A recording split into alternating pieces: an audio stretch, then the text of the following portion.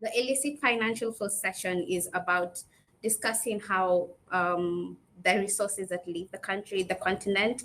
So there's a lot of discussions on developmental aid, but there's not enough discussions on what are the resources that leave the where do these resources go. So we're looking at what reform we can do. What is a tax reform? What are the actions that we can do to mitigate this? We have our moderator, Ms. Chennai Mukumba, and we have one speaker, Dr. Hanan Mosi. We're waiting on Mr. Logan Watt and Honorable Irene Ogunjo Dida. I'll let Ms. Chennai take over. Great, thanks, Kenya. I hope you can hear me. Yes, we can hear you. Great. First of all, thank you so much to LSE for, first of all, organizing this session. I know there's been a number of different panels, all really, really interesting. And we're excited to be able to contribute to your panel on illicit cash flows and tax reforms. So I'm just going to do a very brief background with regards to what this session is going to look like. And then after that, introduce the different speakers that you have. Like you've indicated, fingers crossed we'll get Logan to be able to join us, as well as Honorable Irene as well. But at least we have Dr. Hanan Morsi. UNECA has played such a big role in this conversation. And so that definitely is going to give us a great catapult to start from. So in terms of background, illicit financial flows out of the continent, out of Africa, challenge the continent's ability to invest in public services. And so here we're talking about health, education, social protection, as well as inhibit the continent's ability to pursue its own development goals. So these financial flows strain foreign exchange, they reduce domestic resources, they stifle trade, as well as worsen poverty and inequality. Now, following public leaks such as the Panama Papers, we've seen that many African regulatory agencies haven't been able to do as well as they would have wanted to reduce these practices and rein in multinational companies who are exploiting global financial systems, thereby robbing African economies of the chance to improve public service delivery. So what this panel is going to do is discuss how the continent can help us ensure that serious tax reform in African countries is taking place, both individually as well as collectively, and look at the work that's needed to design frameworks that ensure that fairer deals with individual countries and corporations are put in place to allow the doing away of illicit financial flows. So as I mentioned earlier, we have 3 panelists today, but with us already on the screen, we have Dr. Hanan Morsi, and we also have Mr. Logan Watt. So in terms of brief introduction, Dr. Hanan Morsi is the Deputy Executive Secretary and Chief Economist of the United Nations Economic Commission for Africa, UNECA. She has amassed extensive cross-country experience and vast experience in leading top-quality policy and development work through building strong partnerships and working with international organizations, including the IMF, as well as the European Bank for Reconstruction and Development.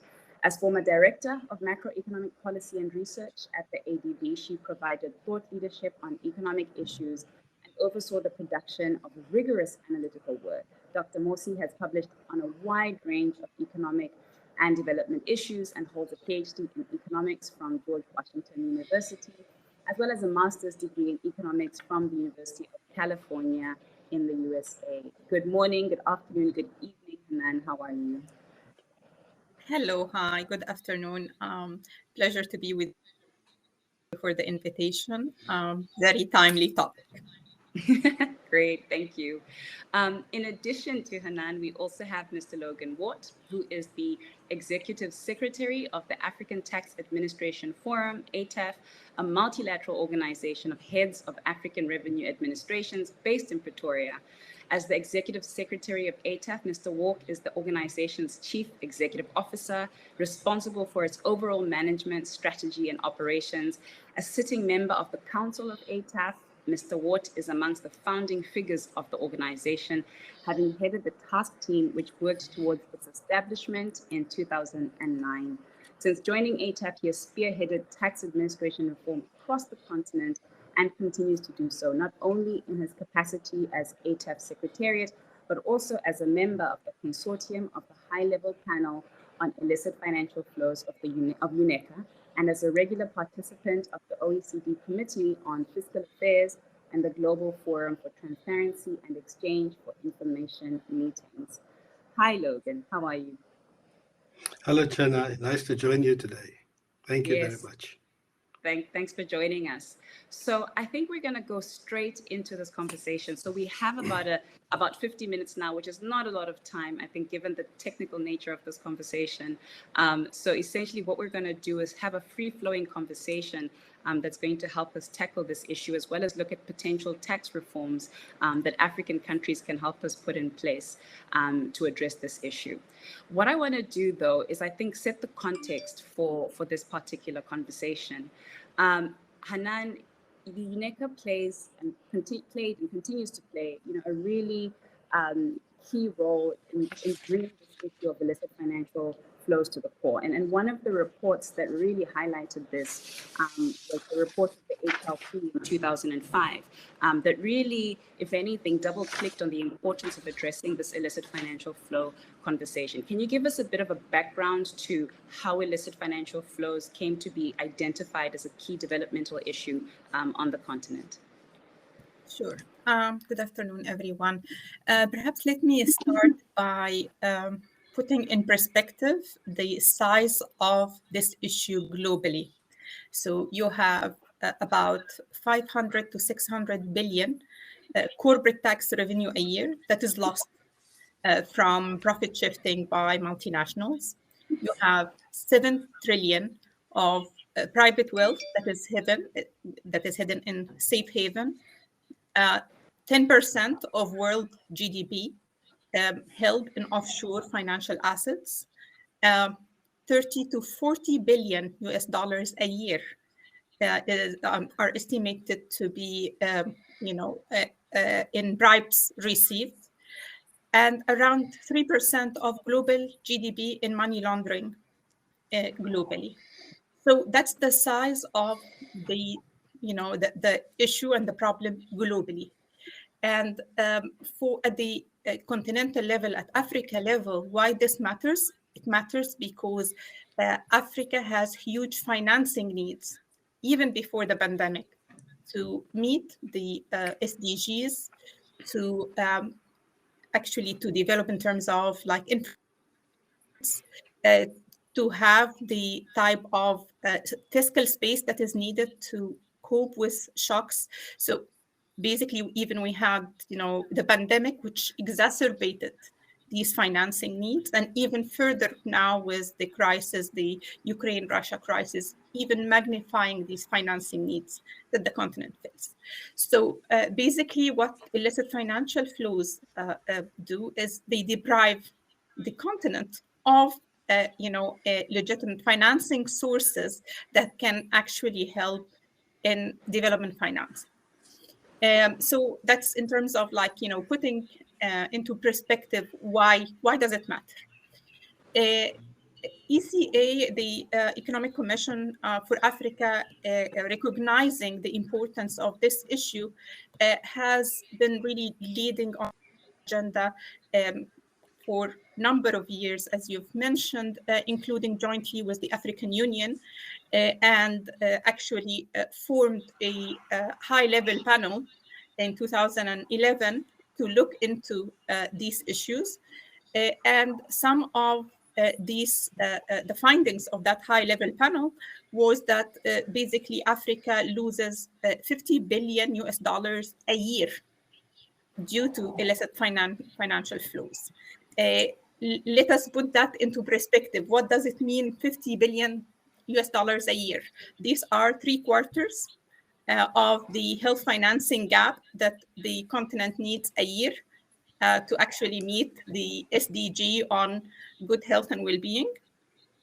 It's almost twice the annual education spending that is required to achieve the education goals for SDG 4. It's 1/3 of the financing that is required on the infrastructure side a year, and it's 14% equivalent of 14% of the what the continent needs to service external debt. 60% of the remittances that we receive a year. So in a nutshell, it's a sizable amount of financing that would have been critical for development financing for the continent. In terms of the modality of it, or where are the areas where this really it manifests itself, the issues of tax and commercial type of illicit financial flows are most prevalent in Africa. And these particularly, manifest in trade misinvoicing, deliberate falsification of the value or volume of commercial transactions. And this really leads to huge amount of resource losses.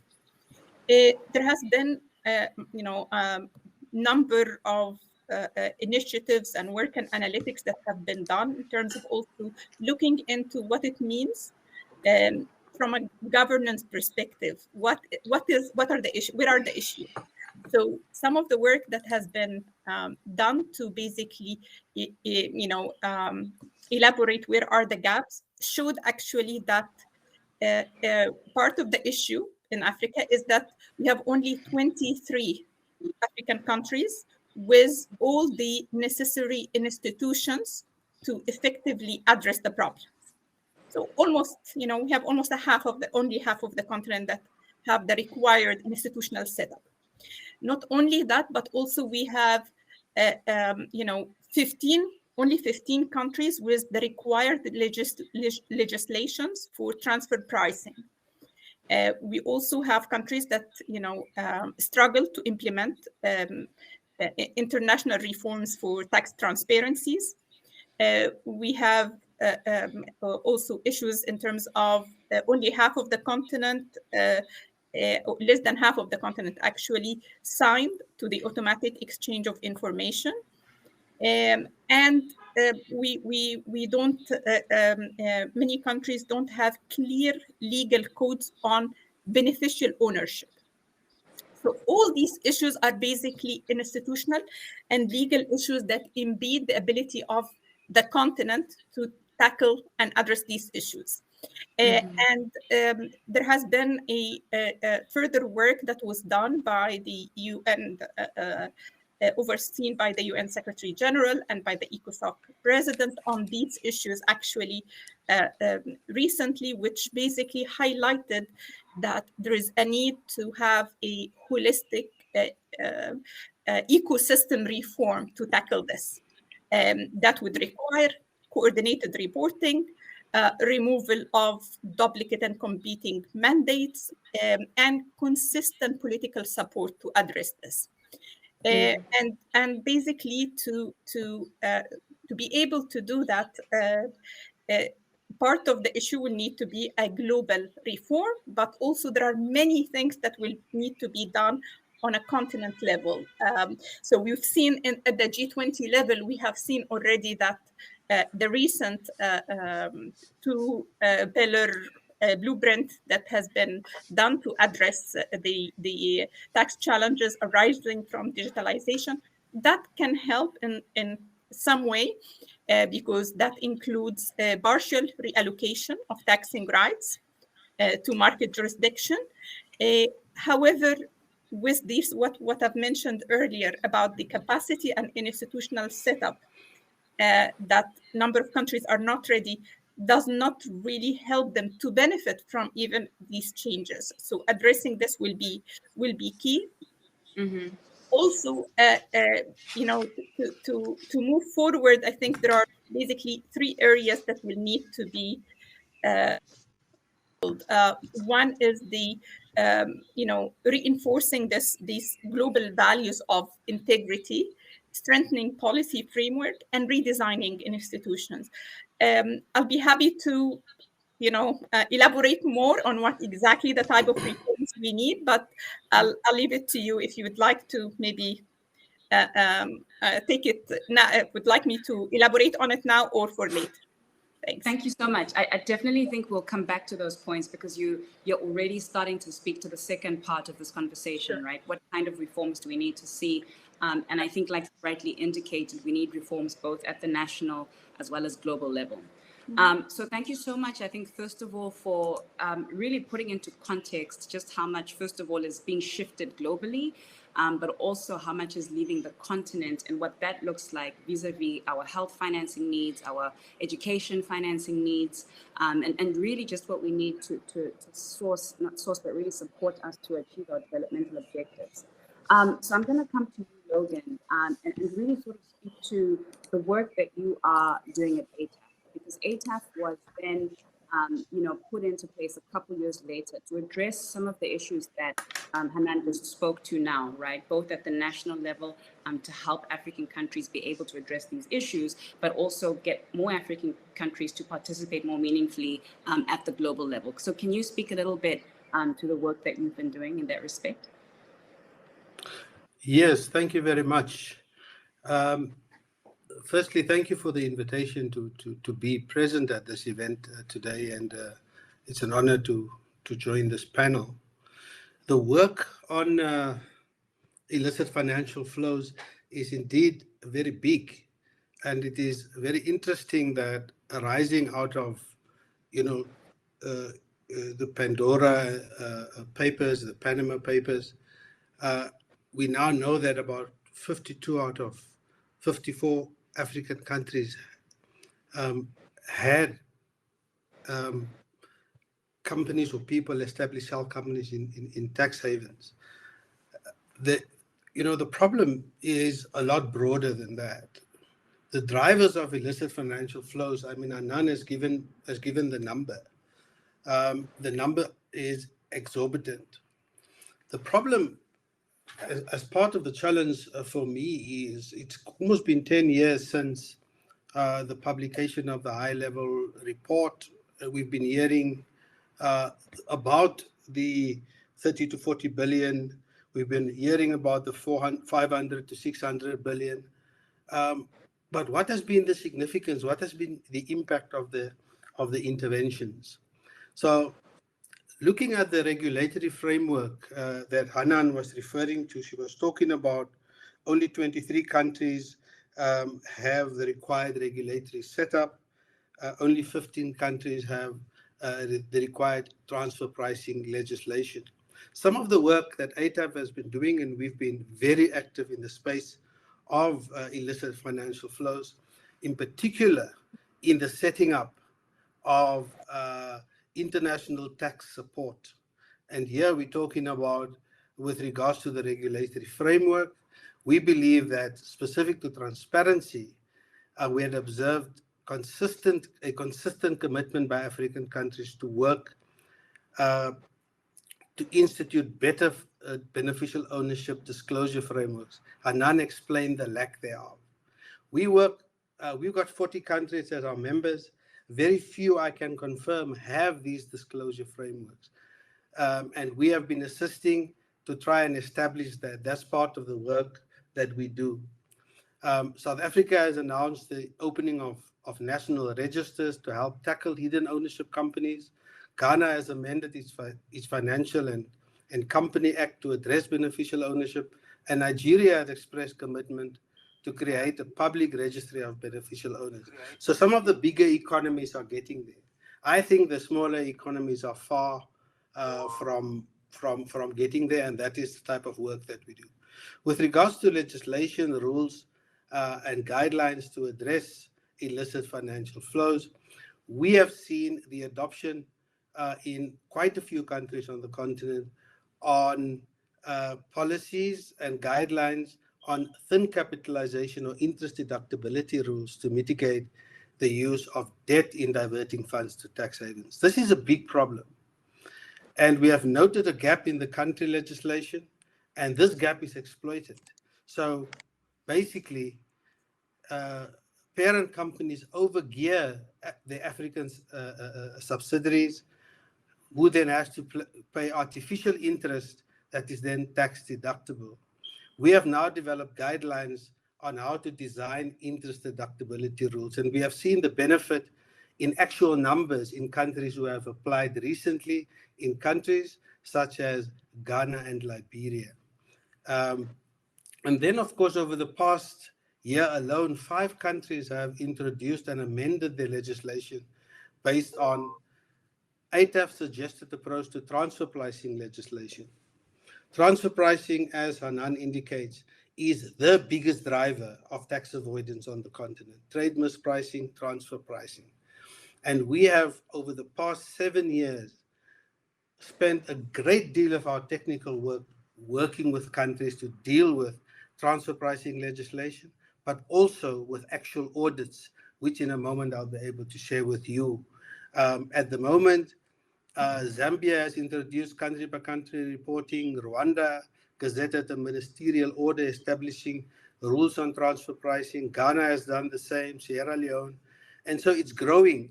It's not across the continent, as Anna has explained, but certainly over the past 7 years, and especially over the last 18 months, there's been a significant growth in tackling the transfer pricing part of illicit financial flows. Of course, exchange of information and the reference to automatic exchange of information is very important. The continent at the moment has 22 competent authorities in place. For those who don't know, the competent authority is the body authorized to deal with information shared across borders, tax information. There's only 20 exchange of information units on the continent. Although exchange of information requests has increased by more than 50% in the last 2 years. The problem is most countries do not have the legislation, the information technology, or the data analytical capability, as well as the security required to deal with this information. For us and the work that we do, enforcement is key. Enforcement remains a key variable to stemming illicit financial flows. Hanan has explained a lot about the regulatory framework, policy, and legislation, as well as international cooperation. And that is the foundation to dealing with illicit financial flows, the UN initiatives, the high-level panel, and so on. Our experience is that following through, taking action, that is the final act in the deterrence of illicit financial flows. Sadly, most countries lack the enforcement capacity. So what do? We continue to invest in tools that help African countries to protect their resources against malpractices. And what we have done is we've developed a few instruments. One of it is called the African Agreement on Mutual Assistance. This is an international agreement, when signed, allows ATAF or cross-country tax auditors to go into another country and assist with an audit as if you are a member of that tax authority. And we have $3 billion in taxes assessed to prove the success of such cross-border activities. So over the past, Chennai, 5 years, our work with our members have raised assessments to the value of $3.1 billion. Over the same period, those countries have collected revenue, so money in the bank, of $1.1 billion. So during COVID lockdowns, we conducted a number of audits with taxpayers through signing non-disclosure agreements, and have raised an additional over $800 million in assessments. So these things are possible because cross-border countries are starting to work together, but we've had to develop the international legal instrument to do so.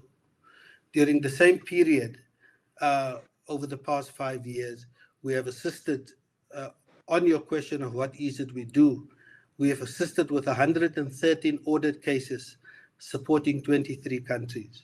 So those are the type of work that we do to stem illicit financial flows. In the past 18 months, in Zambia, Botswana, and Botswana specifically, just over the last 18 months, we've seen in excess of 30 billion in tax relating to just 2 cases relating to international tax, one in the copper mine and one in the diamond industry. And so a big part of this lies in the regulatory framework, the legislation, the correct policy, the investment in digitization, and then the ability to enforce. Capacity and skill on the continent is low. Governments invest very little, not sufficiently in tax administration capability, and therefore a lot of the activities of international organizations, civil society organizations such as Tax Justice Network, Africa, and donors help to sort of capacitate the work that tax administration does. The answer lies in the willingness, the political willingness to take action where this needs to arise. That is what I'll say for now. Thanks. Thanks so much, Logan. I think thanks for first of all highlighting that there is an need, at least at national level, to be building the capacity, right, to deal with this issue. And I think it's very clear from what you were saying, the role that ATAF is playing to help address this issue of IFFs and essentially, knock on the number of the resources that's leaving the continent. Moving to our next panelist, I'm really, really excited to see that we have Honorable Irene Obonji-Odida, who's been able to join us. Irene, really, really great to see you. How are you? I'm fine, thanks. So very quickly, I'm going to throw a question towards you, but I'm going to very quickly just mention a little bit about you and then I think ask you to come into this conversation. So for those of you who are joining us, Honorable Irene Obonji-Odida is a human rights lawyer and development actor with 34 years of experience in policymaking, advocacy, and leadership in the public sector, legislature, academia, and civil society. She's been a member of various bodies working on illicit financial flows, tax justice, and financial transparency. And these include this Mbeki high-level panel report that we've been talking about now, the UN FACTI panel report, the South Center Tax Steering Group, ICRIT, Pan-African Lawyers, as well as Tax Justice Network Africa. Irene, so I think just to kind of rope you in, Hanan sort of walked us through the scale of illicit financial flows, both globally as well as outside of the continent, and then spoke to some of the issues that we need to be doing to address that. And then I think you heard Logan sort of talk to some of the work that they've been doing as ATAF to help countries at national level. I'm really, really keen to have you come on board and sort of give us a little bit of perspective in terms of how the global tax system plays into this conversation. I think we'd be really keen to hear, about some of the reforms that need to happen at that level as well to address this issue of illicit financial flows. So, Irene, over to you. Thanks very much, and nice to see you, Chennai. Nice to see Logan and Dr. Hanan. Meet you. I'm sorry I came on late. I had some technical problems. Technology does not like me, so I've been trying to get on for a while, but Kenya, came to the rescue. This is a really important conversation, and I am so pleased to see it happening here, and to see that the Africa Summit of LSE has focused on this on a number of issues, including this. It really is important. When I talk to organizations that work on these sorts of issues around economic justice in Africa, I say, dealing with illicit financial flows or not dealing with illicit financial flows is like mopping a floor where you have a tap that has got a leak, and you're mopping the floor, but you aren't dealing with the leak. So where do we need to put our energies? We need to look at both ends, but we have to really the issue of and that kind of links to the question you asked, Chennai, about looking at the global dimensions to this problem. It's really important what Logan has raised about what African countries should and can do internally, at a national level and also at a continental level. And I'm really glad that Dr. Hanan, I missed your talk. Unfortunately, you talked about the scale of the problem for us to understand that this really is a significant issue. And it really underpins the whole question of financing for development. So if we're looking at development, and that is our goal at a national level and at a continental level, we have to think about the financing of it. regardless of what our priorities are, whether we're looking at peace and conflict, or we're looking at gender and development, we're looking at health, which has come to the fore in the past couple of years with COVID. All of those elements need financing. So the question of what contributes to building domestic resources and what undercuts the ability of countries in Africa and many other parts of the global south to build domestic resources is really front and center, whichever sector of development one is looking at. I was looking at some data and yesterday as I was preparing for this, that says things like 30% of the world's oil and minerals are in Africa, and about either 14 or 16%, I couldn't get the right figure, of the world's population is in Africa. And 20% of the world's land area is at the African continent. And the figures again were either 43 or 48% of the world's poor are in Africa. So there's something totally wrong with that picture, especially when we think about the kind of wealth that Africa has, including, and I'm talking, and when we think about wealth, often we go, we look at natural resources, we look at minerals, and I'll speak some statistics on that, but that is not the only wealth you can talk about for Africa. So we have about 90% of the world's cobalt and platinum in Africa, 50% of the world's gold, 98% of chromium, 70% of coltan and tantalite, and 64% of manganese, a third of the world's uranium, and so on. That's just the minerals. But to think about other elements of wealth as well, and Africa is really really brimming with it, including the human capital that we have. The fact that we have a young population, the resilience of our societies. I'm based in New York, and I remember beginning of COVID, when we had all those numbers going up here in the New York area, of deaths, and the talk on the media was, when this pandemic hits Africa, people will be dying in the streets like flies. Now, we did have significant losses of deaths, and every death is a death too many, but we did not have those numbers. And we have to think about why was that? I believe it's because of the resilience of our societies, the social connections that we have, which build immunity, the food, the natural food, and so on, the physical lifestyle. So all those are pluses. They are great strengths. And you think about that from a cultural perspective, think about the wealth of music that comes from Africa. All of this is wealth, which is not always quantified.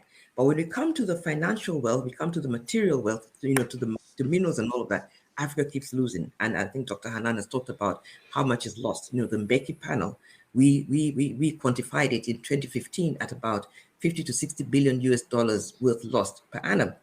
And the UNCTAD report of 2020 found that this figure had risen to almost $90 billion per annum lost, from Africa, which is quite a huge figure looked at against the impoverishment that we have in the continent.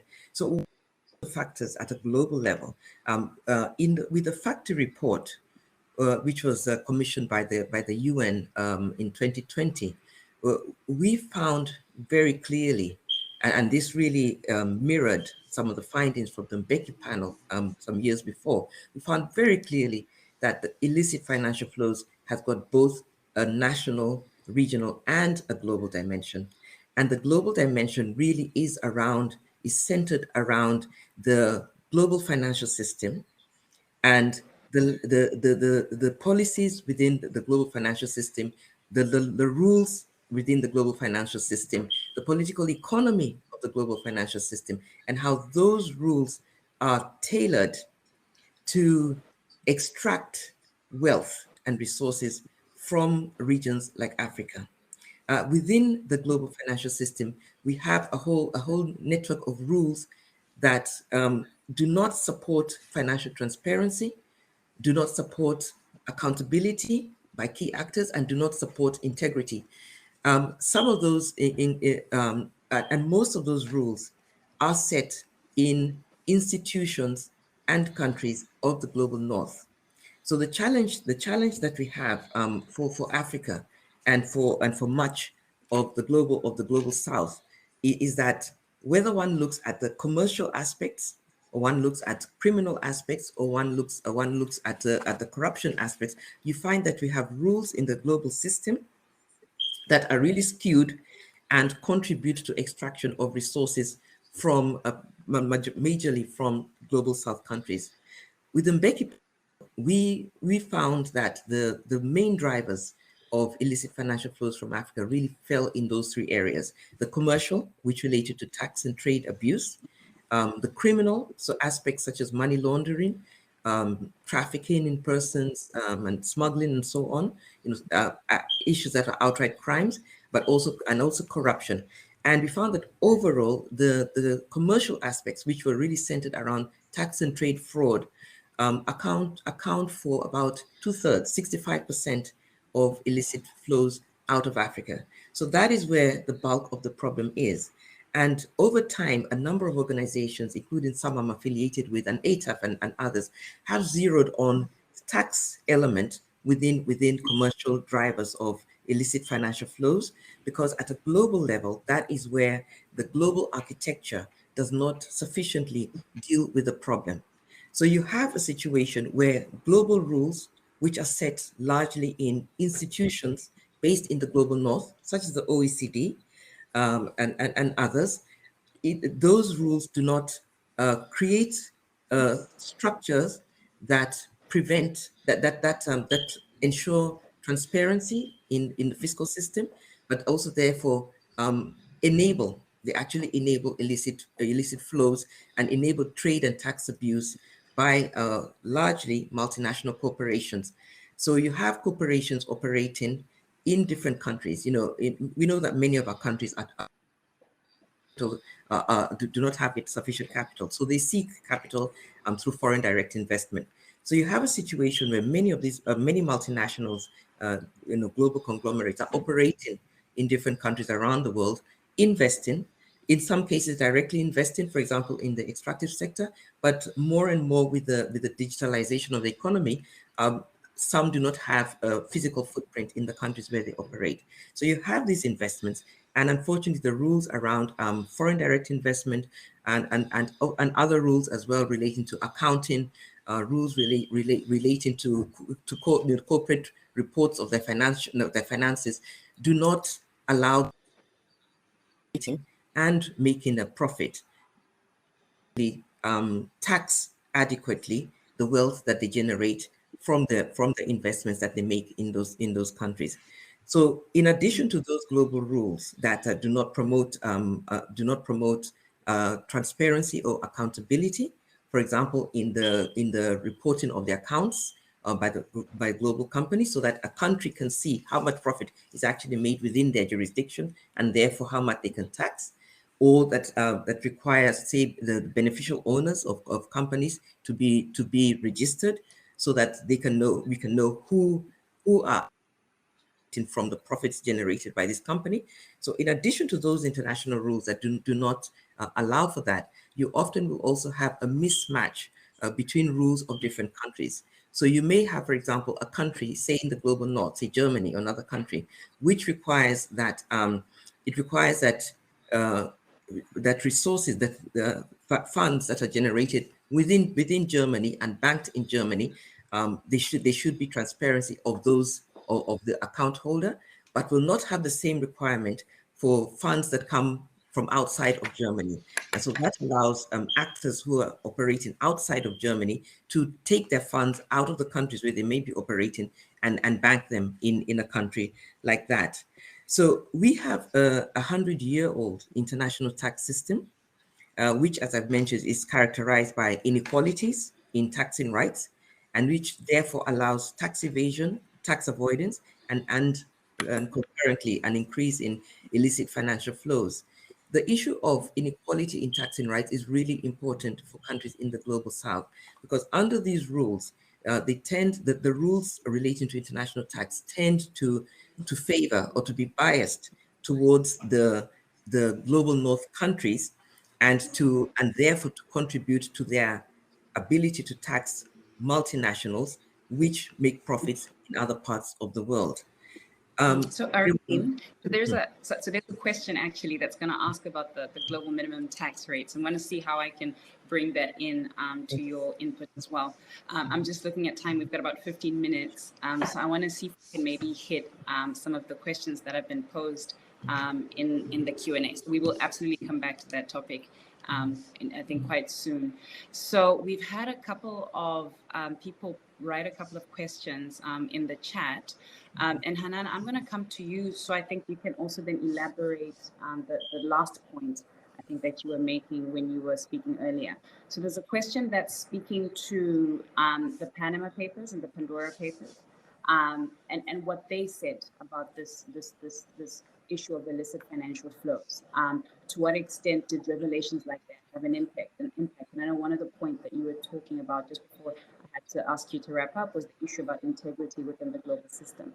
So just wondering if you could give us maybe a 2-3 response to that question from Lauren. Of course, I mean, the in terms of what needs to be done to tackle the issue, there are, as we've mentioned earlier, many of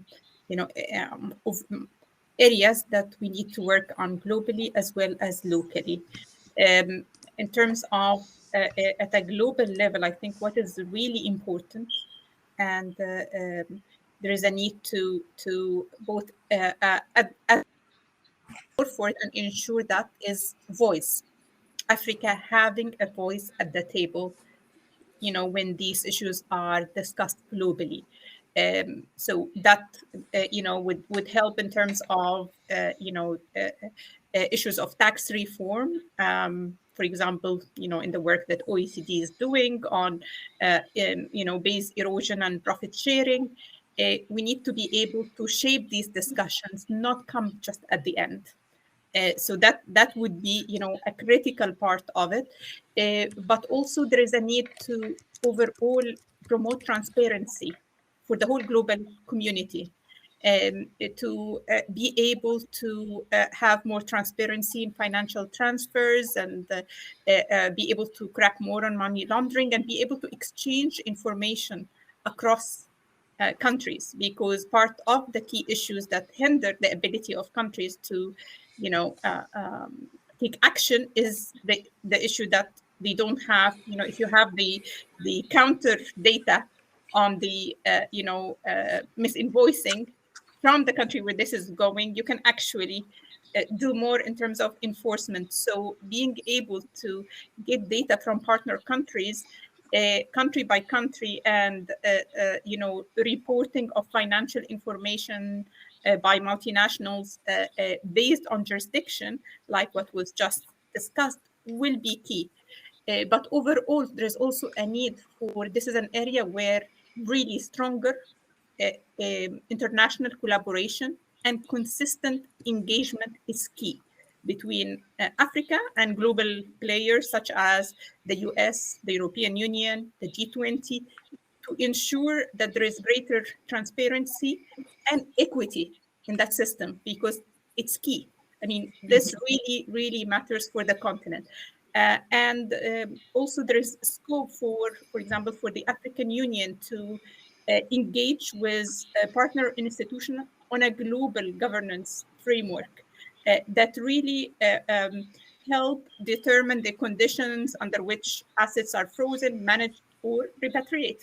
So these are some of the things that really, if we need to fix the problem, will have to be tackled. And of course, also things like, enhancing regional collaboration to address IPI at a regional level. And this is really where, the great work that Logan is doing on the African Tax Administration Forum can really help, bring that, regional component and national reforms required. So this is how I would think about what do we need to do to actually tackle these issues.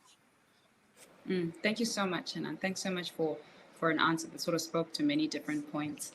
Logan, I'm going to come to you. I can see a couple of questions that I think you'd be great to respond to. So the first is, how can African countries collaborate to collect data and statistics on IFFs? And I know this is some work that you are already doing as ATAF. And then I'm going to ask you a question, almost as a segue to go back to Irene, a question on what is your sense on whether the global minimum tax on companies will be helpful? Logan, over to you. Thank you very much. On your first question about how can African countries work collectively, I think that there are several avenues open for us to work collectively, and that include consistently improving international tax legislation such as transfer pricing, interest deductibility, and so on, and possible safe harbors for low capacity countries. The region must discuss this at continental level. The main instrument, cross-border instrument, is the renegotiation of the tax treaties. Many treaties in Africa are beneficial to developed countries, to the residence countries, and therefore don't reflect the economic reality or trade potential of modern times, especially the digital economy. And of course, designing and improving strategies aimed at improving transparency. We've spoken about the automatic exchange of information and EOI, and I've given you our response about establishing EOI units. We have a big issue on the continent that the exchange of information in tax matters. The sort of legal capacity lies in most African countries in the Ministry of Finance. And they don't deal with this. And so many countries who don't have it, it suffers from the disjuncture between the Ministry of Finance and the tax authority. In terms of transparency, Irene and Hanan have spoken about the beneficial ownership registers. And then, of course, the frameworks around anti-money laundering, such as the 16-point recommendation of the Financial Action Task Force. And then I've spoken about an African multilateral instrument called the African Agreement on Mutual Assistance. That certainly works for us and for the countries that works with it. On the issue of the global minimum tax. Now, on the issue of the global minimum tax, what we find here, I think the current attempts at designing a global framework for taxing the digital economy under the inclusive framework actually presented an opportunity that I believe has been largely lost for collectively redesigning the equitable tax rules that impact multilateral enterprises in the way that it has gone. Because on the one hand, in the absence of a global, of a world tax body, the inclusive framework and the OECD is where things are happening. African countries went in there. They did not get the best out of this deal. And despite the fact that as ATAF, we eventually tried to set up some proposals and we got one or two of the things in, on the whole, developing countries in general and African countries in particular did not get much. And it is really an opportunity missed here and something that I think that must be addressed. Although some progress has been made on the two-pillar solution, it's still far, far away from being fair or equitable in granting taxing rights. The current taxing rights is still misaligned and skewed in favor of what Irene calls the global north. This is especially in respect of issues highlighted by the African countries involved in these negotiations, including other developing countries. In particular, one of the issues relates to your question, the Pillar 2 Global Anti-Base Erosion Rule, this GLOBE rule, that aims to ensure that the global profits of multinationals are taxed at a minimum effective rate of 15%. Now, let's face it, it's a 15% minimum effective rate that African countries and developing countries would not have received. So yes, there is some benefit in it. However, in our view, for such a rule to be effective, for example, the minimum effective tax rate needed to be way above 20%. If you look at the fact that average corporate income tax rate in developing countries and in Africa in particular hovers around 30%. There's still a massive base erosion at a 15% minimum tax rate. So multinational will only be disincentivized from profit shifting if that minimum tax is higher. I think that's an important part. And there are other risks. If I can I just conclude one line? Sure. There are other risks with regards to these negotiations with this global deal. Developing countries in Africa could lose even those small gains in the deal if it's watered down or negotiated down in the technical detail process that's currently going on. Importantly, the way the process is going, there's a real risk of a de facto exclusion of developing countries and African countries in particular, because the pace of this is and so complex that you get a document, a very complex document, 10 o'clock tonight, for countries across the world to give a reply by 12 o'clock tomorrow. And so nobody has time to respond and decisions are made. So the process is kind of getting out of control and run the risk of losing its legitimacy. Thank you. Thanks so much, Logan. I think you make such a good point about de facto exclusion.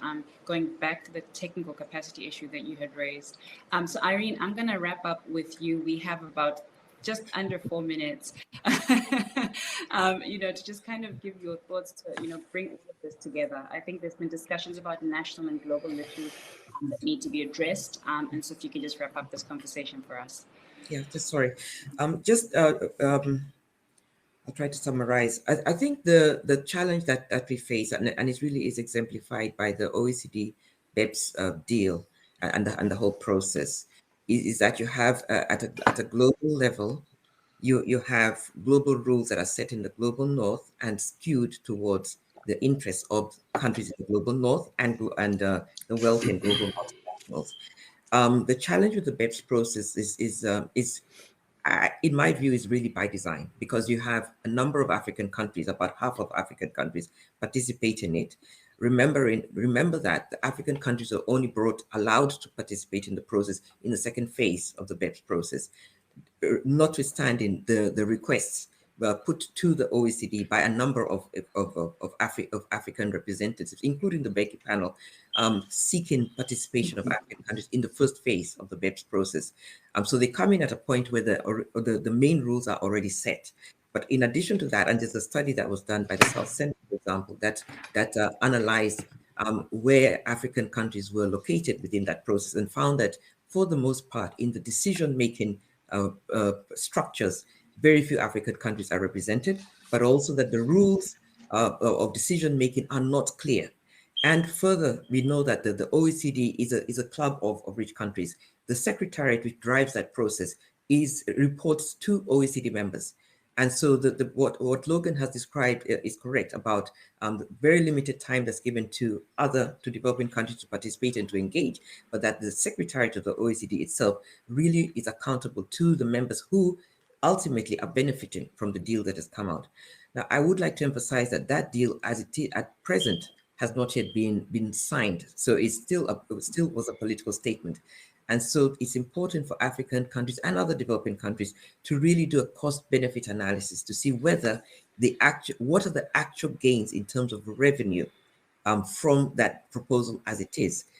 Various studies that have been done, including by the Tax Justice Network and ICRIT and so on, have found, for example, with Pillar 2, that 60% of the benefits of the profits generated, additional profits that come from that, will go to the global north, to global north countries. Africa will get, and developing countries, very little.